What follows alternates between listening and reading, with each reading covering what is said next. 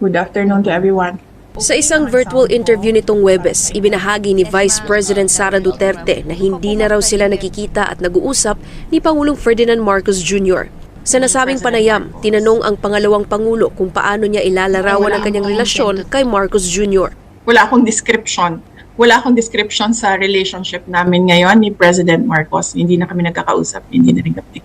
Matatandaan na sinabi noon ni VP Sara bago matapos ang buwan ng Hunyo na friends pa raw sila ng Pangulo.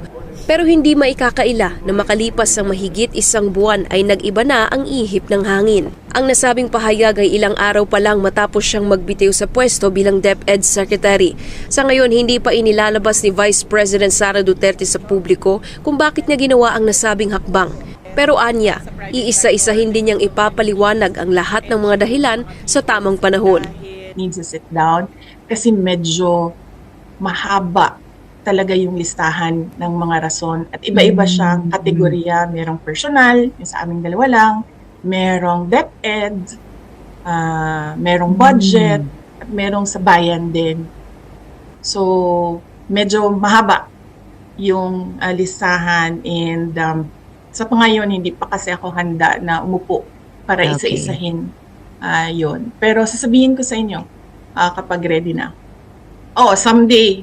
Hindi ko lang alam kung kailan yung araw at oras na yun.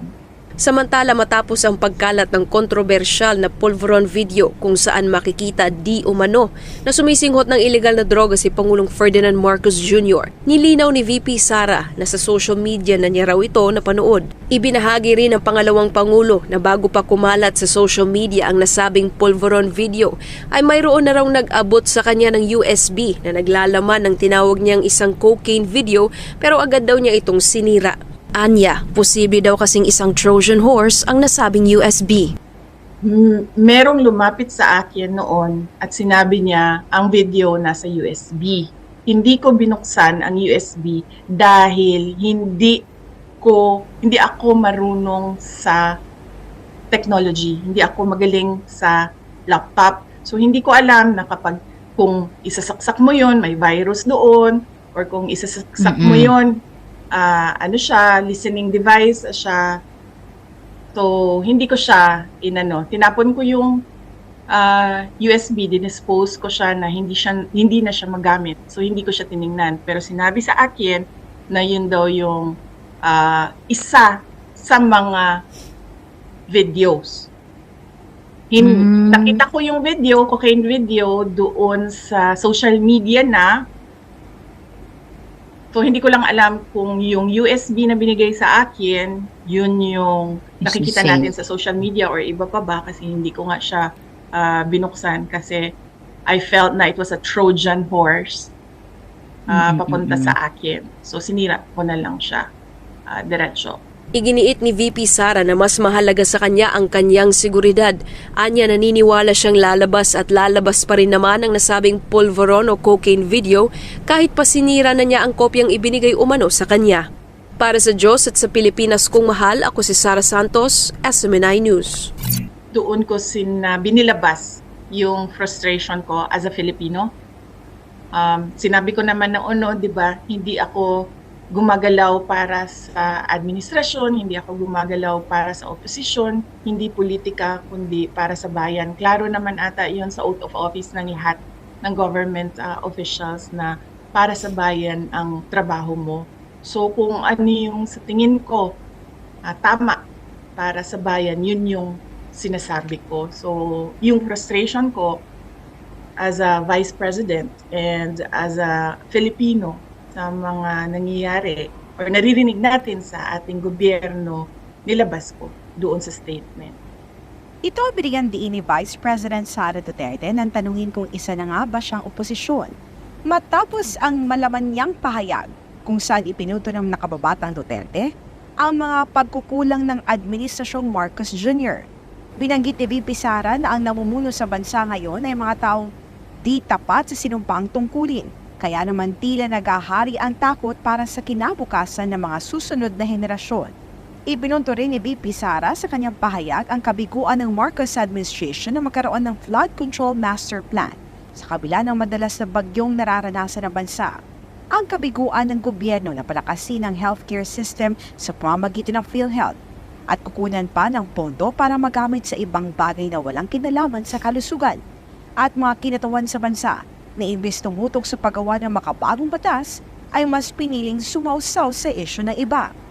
Hindi din pinalampas ni VP Sara kawalan ng respeto ng kanyang seguridad nang isa publiko ang video footage niya at ng kanyang pamilya kabilang ang minor de edad ng mga anak habang nasa paliparan at papalabas ng bansa. Idagdag pa riyan ang anya kawalan ng leader ng bansa na tumitindig laban sa mga nanghihimasok sa mga dayuhan at dali-daling yuyuko sa kagustuhan ng mga banyaga tulad ng ICC. Dahil dito mensahe ng Vice Presidente sa mga Pilipino, dapat na magkaroon ng karapat-dapat na leader ang bansa para hindi tayo tinatrato ng parang walang halaga. Para naman kay dating Chief Presidential Legal Counsel Attorney Salvador Panelo, hindi nagsasalita si VP Sara bilang isang oposisyon, kundi bilang isang Pilipino at nagsisilbi sa bayan. Not as an opposition, but as a citizen and as a public official who is expressing their own sentiments, which are the sentiments of the majority of the Filipinos. Hindi ka naman kailangan maging opposition eh. Sinasabi mo lang kung anong totoo. Naninindigan naman si VP Sara na ang mga nagsasalita laban sa kanyang mga papuna sa gobyerno ang siya mismong tinatamaan sa kanyang mga ipinuntong problema ng Administrasyong Marcos Jr. Kung sino yung nakikita ninyo nagre-react publicly and privately sa mga sinasabi ko, yan yung mga tao na natatamaan sa mga sinabi ko sa statements ko kahapon. Yung hindi tapat sa serbisyo, hindi tapat sa kanilang trabaho at hindi tapat sa pagsisilbi sa taong bayan ng Pilipinas. Samantala, ibinahagi naman ni VP Sara ang naging pagpupulong niya kamakailan kina Senator Bongo at Senator Ronald Bato de la Rosa. Meron kaming dinner meeting ni Senator Bongo at ni Senator Bato de la Rosa. Pinag-usapan namin unang-una yung problema ni Senator Bato de la Rosa sa ICC. So, nabigay ako ng konting legal advice doon, base na rin sa mga nabasa ko about sa ICC. At ang napagkasunduan lang namin doon is paniguraduhin at i-encourage ang ating mga kababayan na paniguraduhin na malinis yung halalan ng 2025. Kaugnay naman sa tanong kung ikakampanya ni VP Sara sina Senator Goat de la Rosa ng mga re-election sa Senado sa nalalapit na midterm elections. Narito ang kanya naging tugon. Sabi ko sa kanila, antayin natin ang surveys, tapos mag-meeting tayo ulit kapag nakikita natin ang numero ng mga surveys, tapos mag-meeting tayo ulit, pag-usapan natin kung paano ako makakatulong at kung ano ang pwedeng gawin naming tatlo para sa kampanya. Dahil sabi ko nga, mahalaga sa amin ang Visayas at Mindanao sa pagtutulak ng peace and development.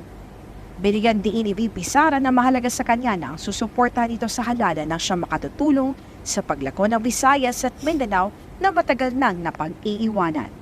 Para sa Diyos at Pilipinas kumahal, ito si Hannah Jane Sancho, SMNI News. Maliwanag pa nga sa sikat ng araw kaya't kitang-kita ang pagiging obses ng mga politiko na pabagsakin ang mga Duterte. Yan mismo ang sinabi ni Vice President Sara Duterte sa panayam ng SMNI News sa kanya kasunod ng naging pahayag ni Senador Risa Hontiveros na hanggat siya ay nasa pwesto ay nananatili umanong banta ang pagbabalik ng mga Duterte sa kapangyarihan. That is an example of sinabi ko kasi sa inyo kanina na let me use the word of former President Rodrigo Duterte na obsessed yung mga politiko na pabagsakin ang mga Duterte at naririnig natin sa kanila ngayon, hindi naman nila tinatago, sinasabi nila publicly. Ayon pa kay Vice President Duterte, si Hontiveros ang female version ni Trillanes. Si Risa Hontiveros is a female version of a Sonny Trillanes. Makikita ninyo sa kanilang mga sinasabi Hindi ko lang alam kung sinasadya nila na hindi nila ginagawang sikreto na politika ang motibo nila. Pero pareho yan sila, si Sonny Trillanes at si Risa Ontiveros. That's a male version and a female version of an example of a politician who's going after the Dutertes. And syempre backed up by sila by pahiram na ng term ni Senator Zubiri, powers that be. Matatandaan na nagsampa ng mga kaso si Trillanes laban kay dating Pangulong Rodrigo Duterte, Congressman Paulo Duterte at maging sa asawa ni Vice President Duterte na si Attorney Manasseh Carpio. Sabi ni VP Sara na taong 2016 pa lang noong panahon pa ng eleksyon ay wala nang ibang ginawa si Trillanes kundi ang habulin ang mga Duterte. Si former Senator Trillanes, dati pa naman siya, nakikita na ninyo, is always after the Duterte, 2016 pa lang. So nakita ninyo na politika yan lahat. Wala na yan siyang ibang motibo, kundi politika lang. Klaro naman yan, nung nakita niya na mananalo na si Pangulong Duterte noong 2016, ay hinabol na niya si President Duterte at yung buong pamilya ngayon. Samantala, kamakailan lang ay sinabi ni VP Sara sa isang pahayag na ang Pilipinas ay pinamumunuan ngayon ng mga taong walang katapatan sa trabahong kanilang sinumpaan. Pero sino ba ang tinutukoy ng pangalawang Pangulo? Kung sino yung nakikita ninyo nagre-react publicly and privately sa mga sinasabi ko, yan yung mga tao na natatamaan sa mga sinabi ko sa statements ko kahapon. Yung hindi tapat sa serbisyo, hindi tapat sa kanilang trabaho at hindi tapat sa pagsisilbi sa taong bayan ng Pilipinas. Kung meron kayo naririnig na nagre-react privately, nag-off the record, or yung meron kayo nababasa dahil nagpapa-interview, tinatamaan yan sila kaya nagre-react.